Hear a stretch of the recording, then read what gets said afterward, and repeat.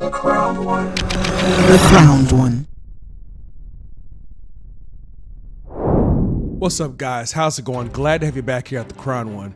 And I wanted to actually circle back to an article that I talked about some time ago. It was talking about the decline in sales with the Western comics in comparison to the Japanese comics.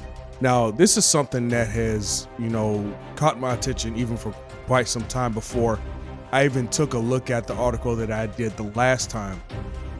So you might see a familiar article here in this video because it's something that I think that just continuously needs to be addressed when it comes to Western comics. And by Western comics, I really mean on a pinpoint the American comics. And I want to apologize in advance. Just still recovering from that sinus infection that I've been fighting for the last 3 weeks. So if I don't sound my greatest, I want to apologize in advance. However, I want to get into this article. Actually, not this article, but the subject matter. And then there's actually a couple articles. One of them I think is the same one that I covered the last time. But again, just still wanted to address the issue. Hopefully some light can be shed on how we can start bolstering ourselves and making Western comics great again. So now, and I'm just checking out, some of the stuff up here. So it looks like I'm looking away, but we're seeing a market saturation and continuing overload. Now, there actually is an abundance in reboots, crossovers, and variants covers that has led to convoluted landscape that's been daunting the newcomers. And when I say dominating the newcomers, we look at some of the continuity that's in Western comics. You have, like I was saying, they have like reshoots and reboots, retcons, and just all these that seem to be prevalent in Western comics. You have repurposed characters, you have multiverse characters, and it just seems like a bit of a mismatch, if you will, with some of the character developments in comics. And by mismatch, again, talking about retconning a new character or actually creating alternate character in another universe and just giving them a whole nother storyline or even a similar storyline, which kind of doesn't, they can kind of take away from. It doesn't sound like it's new. It's more like a repurposed story, if you will. And what I've noticed in Western comics, again, because this is an unfortunate thing, it's not something I'm celebrating, but the decline in sales of Western comics. But what I've noticed is this trend with multiverse characters, alternate versions of characters. For the bulk of them, it seems like there isn't a lot of depth in some of these characters. Because again, it's just an alternate version. Because you might look at let's say like an alternate version of Spider-Man, still Spider-Man, still I'm sorry, still Spider-Man, but might have sort of a quasi alternate storyline, not a completely different revamp of a character. And it's not like I'm advocating for more multiverse characters where they need to create fresh new characters out of the same existing character. But it just seems like it's been, what I was saying, an oversaturation. Hopefully we can kind of move away from that. And I don't know if there's a correlation because I don't look at the stats when it comes to the reasoning as to why the comic book sales are in decline in Western comics. This is more of a more holistic look from a 30,000 foot view, and some of what's the word I want to look for here? Some of the rejection, if you will, with a lot of the comic books in Western society that's come out, where you may see that decline in American comics, Western comics, but you're still seeing an ever increase in the Japanese comics. So when we look at some of the pricing format discrepancies, American comics typically priced around $4 for 20 to 24 pages. There's a contrast sharp in manga, and I get tongue twisters with that. Manga comic book volumes offering 150 to 200 pages for about $10 to $12. This price to content ratio makes manga more appealing to many readers, and there's just that longevity that you have with the comic books. And if we're looking at this price, you're talking about 150. I wish I had a percentage. I should have crunched the calculations in comparison to what you're getting as far as manga comic books compared to American comic books. But I mean, you're talking, like I said, 20 to 200 pages, and you're paying about $4 $6 to $8 more per comic book for the manga comic books, and you're getting a lot more bang for your buck. You're getting more pages, you're getting more content, you're probably getting a more in-depth storyline when you're writing those comic books for manga.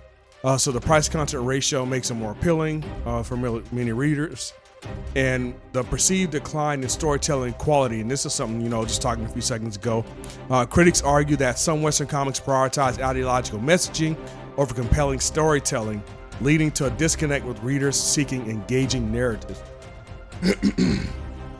Now, this is something that I have seen on different reports of comic books and even different comic books that I've checked out myself. There seems to be more of an ideological pattern, if you will. And I'm not here to talk about politics. I'm not here to bash anyone's lifestyle. It's not even like that. For me, I look at the numbers. I look at the sales. I look at the reaction of the audience. And that's how I kind of gauge as to the reception of comic books and comic book sales. So there is an ideological pattern, and we'd be blind to say that there wasn't. We'd be a little naive to kind of reject that notion that there is a prevailing ideology that for whatever person's reasons are, the general audience and even the original fandom of those comic books do not seem to be taking well. If you take a look at some of the variations of Spider-Man, you might even take some of the variations of the new Mary Jane. I'm not sure how it's going to turn out with Mary Jane becoming Venom, as you see here in the article. But it just doesn't look like, it doesn't look too bright, unfortunately, again, when we're talking about the sales. So manga's rising priority. Now, if we look at some of the Japanese manga straightforward storytelling, diverse genres, and consistent release release schedules that have contributed to its surging popularity in the West, they're often outperforming American comics in sales in our own territory. So not only are they selling big in their own homeland in Japan, but they're outpacing us on our own soil when it comes to comic book sales. And again, this goes to consistent storytelling of the character arc. So if you look at Goku, if you look at Mega Man, if you look at what's another Japanese character, I'm kind of shooting off the dome right now, but what's another Sonic the Hedgehog.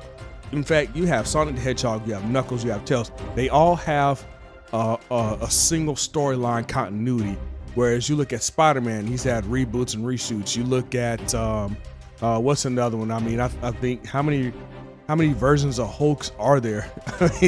You know what I'm saying? So it's and it's not saying that they're bad. Here's the thing. I'm not here to bash the storytelling, only just to point out key performance indicators of what could be the likelihood of those sales being in decline, or even just speaking in theory about how some things can be addressed and even a shift. If they have, Spider-Man's been around before I was even born, and he's been my favorite hero. He's always been my favorite hero. All-time #1 favorite superhero is Spider-Man. And then, down the line, you got Wolverine, Hulk, Superman, and the Flash. I think, yeah, or is it Flash and Superman? I found that I was more of a Superman fan than a Flash fan, because I got a bunch of Superman shirts, but I don't have any Flash shirts. So I'll say number 4 is Superman, and then the Flash. But it just seems like they're getting a lot of reboots, again, retcons, whether you're retconning some of the characters within the Flash universe, or even within the Batman universe, where you're doing ethnic, people of different ethnicities are being swapped out for other characters, or there might be a gender swap, what have you. And for some people, and again, this is not accusing anybody of anything, it may not take well, but some of the people who are more traditionally familiar with those legacy characters that have been the same person since, So that's something to be careful about. If you have a particular character, it's probably best to just stick with that character, because when you start changing things up, it can create a degree of volatility, and also it may start to vary support in a downward trend. Again, looking at the sales, I'm talking about things that are related to the sales.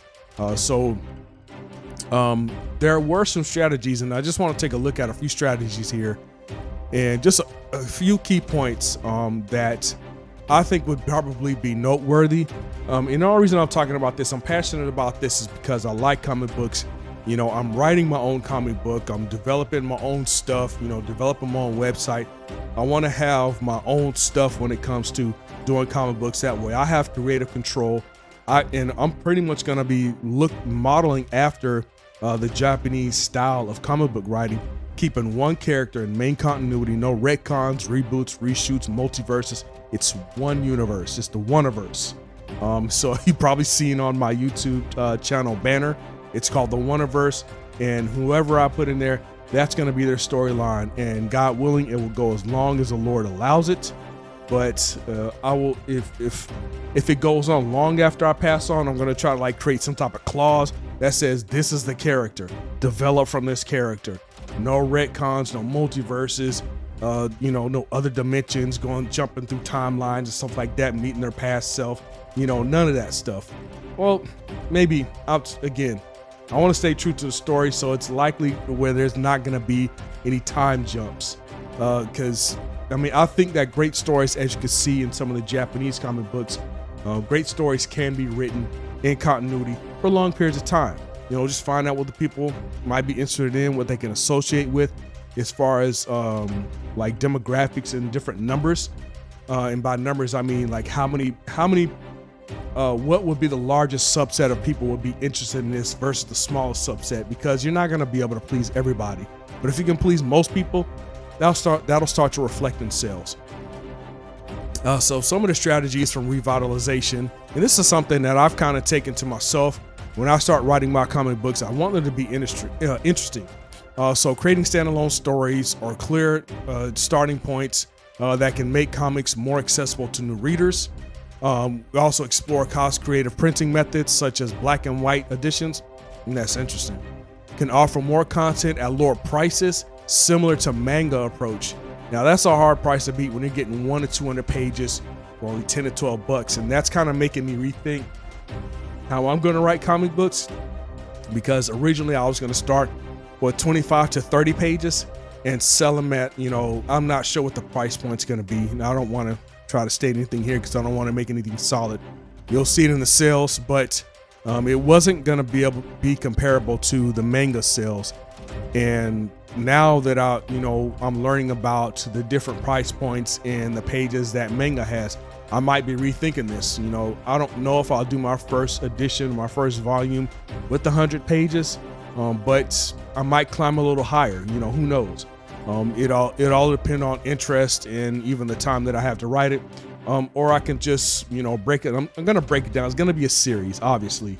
So I might not do the hundreds of pages, but I might extend the pages, but also extend the story, obviously. So we'll see. But again, just learning about that has me thinking whether or not I should extend my pages. Now, as far as digital innovation, embracing digital platforms and mobile optimized formats can attract younger tech-savvy audiences. Now, I'm one for reaching the audience. The only thing I would probably give a little pushback towards digital is because I want people to have a print. I want them to hold the comic book in their hand. I want them to own it. I want them to be able to pick it up, open it, read it, touch it, smell it. If that's what, hey, teach his own, man. But they want something physical in the realm, an abstract, something that they can hold in their hand and say, this is mine. Now, as far as digital, I'm not saying I won't go digital. Who knows? There's definitely a market for it. But for the customer, I want them to have something in their hand. So that's just me. I'm old school like that. I'm a Gen Xer. I make no apologies for it. I do like having CDs and DVDs. I want tangibility when it comes to me purchasing a product. but focusing on storytelling. So this is prioritizing compelling narratives over ideological messaging, which can re-engage readers seeking immersive stories. So that's one of the things, and I don't like saying immersion that much because Disney has kind of ran that term to the ground when they came out with Galaxy's Edge and they were doing promos for it. And Miss Nichols does a thorough report on that. If you get a chance, I can't remember her first name, but her last name's Nichols, and she does a report on Galaxy's Edge. Very top tier, thorough report. But back to the subject matter, making the storylines immersive. I want people to kind of sort of feel the main character that I'm writing the story for. So I'm looking to have him be more associative, of course, human, obviously. I'm not justifying his mistakes, but creating an understanding that, hey, I've been there, I can relate to this, what have you. Of course, he'll have like super abilities, and nobody can relate to that except for the Christ. So still gonna have a human element and really try to get the reader engaged and continuously have them engaged, so there'll be an ebb and a flow in the storyline.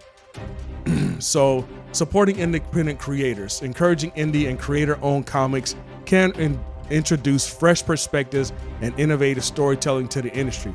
I think that independents and creatives and independent creatives add to the industry. Comic books have been taking a steady decline overall, unfortunately, because people seem to be losing interest for whatever reasons. It's all reflected in the sales. But if we can get enough independent people in there, people who are relatable, just your everyday people, even some of the celebrities like Dean Cain has his own comic books. I found that out, I think late last year, that he has his own independent comics. I want to check that out. You have other independent comic bookers, independent creatives like Eric July and the Rippaverse. I actually had a chance to meet him back in February for the MegaCon down in Orlando a few months ago. And just hearing his insight on how he's just pretty much building his quote unquote empire with the Rippaverse, totally awesome. I would check out his website. I've learned a lot from him in my interactions with him. Also with Jeremy from Geeks and Gamers. I think it's a ripe field for independents to get out there, write their stuff, build their brand, and kind of revitalize the comic book industry. I just I hate to see that. I would hate to see comic books all but disappear, because for me, comic books helped me out when I was a kid, and I don't know what it was. I'm not talking about any ADHD or dyslexia like that. That's not been my experience. But what my experience has been is that when I was struggling with my grades, I remember, I can't remember what grade it was, but I do remember reading a comic book. It was Back to the Future. It was Back to the Future comic book. And I can't even remember what was in the comic book, but I remember reading that book, and there's no science to back this up. This is all optics. I read this comic book, and later on I started doing better with my grades. So much so I told my parents, like, hey, look, my grades have gotten, I've gotten better since I started reading comic books, and they bought me more, and I was doing better. For whatever element that was, comic books for me will always be near and dear to me. I like the slapstick. I like the funny papers. Especially I grew up on Garfield. I have Garfield books to this day. I actually have volume 1. There's like 26, 30 volumes of Garfield. And I'm speaking more to a point about storytelling, about, just keeping comic books alive, not on life support, but really its own independent entity functioning as an independent entity. Because I feel like comic books are kind of starting to get sent to the ICU, so to speak, and where we don't want comic books at is in hospice. I don't think it'll get there, and it's not saying hospice is the end all be all, but statistically speaking, hospice is the last stop before it's time. So let me know what you guys think. Don't forget to like, comment, subscribe. Hit that notification bell for the latest updates on the latest uploads, for the latest content. This is Crown One signing off, and I'll talk to you guys later.